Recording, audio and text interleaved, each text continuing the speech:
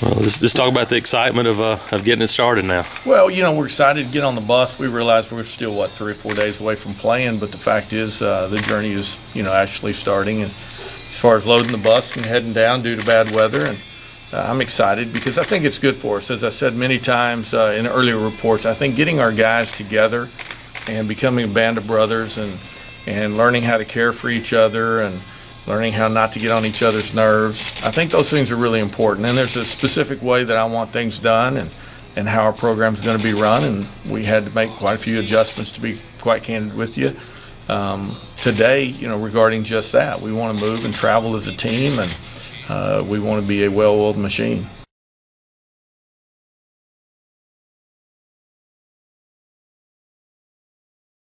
I'm real excited. There's a lot of things that we've had our thumb on and that we wanted to do, and there's a lot more that we want to do, but we had to make a decision on what we could do leading into this season. You don't want to be under construction during the season for the fans and the athletes, of course, and there's a lot more we want to do, and we just, we want to be a work in progress, and we want to continue to make strides in the right direction. And unfortunately in college athletics it is an arms race, that everybody's gotten bigger and better and nicer stuff, and you have to be able to keep up with that. But by the same token, I think it comes down to player development. I want us to have the best player development facility, and I would like for Major League Baseball scouts and high school coaches and people that influence young people to say, hey, if you really want to get better, go to Auburn. That's somewhere you're going to get better. And that comes back to us having really nice facilities for the development of our players. Now, we want our fans to have the nicest, and we want it to be a great game day experience, don't get me wrong. But as far as our student athletes and their development, so we're really excited about what we've done so far, even being right here in the Omaha room. I mean, it's 2014. Everything's technology, and our guys look at that screen right behind you, and they actually see their swings. They see the way they play. We can slow it down. We can break it down. We can analyze it. We can, teach them an awful lot of stuff now with the new technology that we have.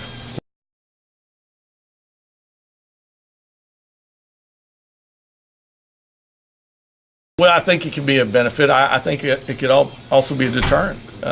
Sometimes you have seniors and they'll panic if they're not in the lineup, like this is my last shot. And, they all aspire to play Major League Baseball, and so seniors get that panic mode of this is my last year. If you have a sophomore not starting, he realizes that he can still get better and he can still find a way to get in the lineup. But seniors will panic a little bit, and so we're not going to allow that to happen. We're going to make sure they play for what's on the front of their jersey.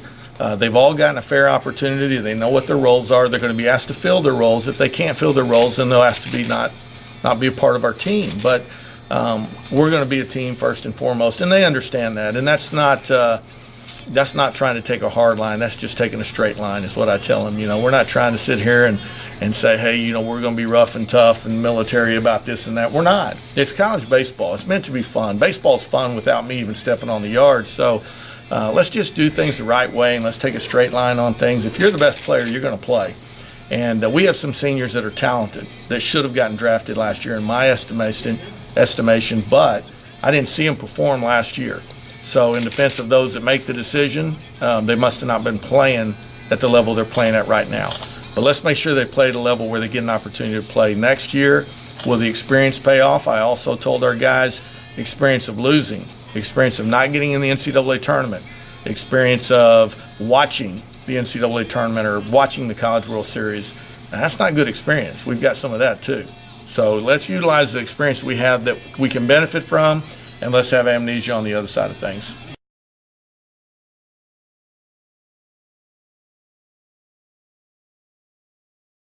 I saw some tweets today. I bet Coach has got this posted everywhere, and you know what? I don't have it posted everywhere. And again, I hope that I'm really good at psychology. I think you have to be really good to coach in college athletics.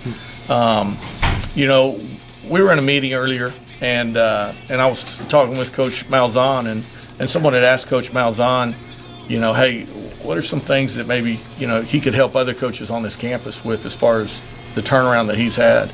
And it comes down to players' relationship with their, and you've heard this a million times from Gus, his coach's relationship with their players, the players buying in, and that's the bottom line. So to make them angry or bitter about being picked dead last, I'll let that chip stay on my shoulder. I'll let them relax and focus and dream about just being the best they can be. And at the bottom, in the end of the day, and the bottom line is, we want to play for championships. Okay, what does that mean? That means the West in the regular season. That means the SEC tournament. That means a regional, a super regional, and then the College World Series National Championship. You have 5 opportunities to win a championship. Let's be about winning championships. You might win one of those and then the national championship. You might not win any of those and win a national championship. You could win 2 of those and not the national championship. But let's be a championship type club. Let's find a way to earn a ring every year. And so I got to be really careful about if I were to post that dead last because of the lack of success. I'm trying to change the culture. And maybe if we were a team like Oklahoma that had been, in the top 25 every year and won 40 games plus for 5 straight years and then didn't get picked in the top 25, which OU hasn't, I probably have that everywhere. I'll be honest with you. That'd be a huge chip on my shoulder if I was where I used to be, but I'm not. Somewhere new, and it's about thinking positive and what have we really done to be picked anywhere other than last.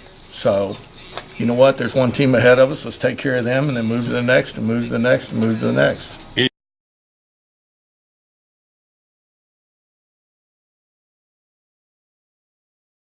The rest of the lineup going around day one. So you probably don't trust me already. I've changed things so much. But Keegan Thompson at first base and Damon Hacker will be at second base. So we got 2 freshmen over there. We'll go with Blake Austin behind the plate, but Blake Logan will catch this weekend. And he's another freshman, but Austin's our captain, and he'll start behind the plate. Glevenyak, again, a captain, will be at short, and Thomas Shea, captain, will be at third base, and then we'll put Ebert back out there. Hopefully he learned his lesson, not getting the bunt down, and really he kind of drifted on a fly ball where he needed to get behind it, but he's learning, and he's learning the right way. He always has a positive attitude, even about getting pulled.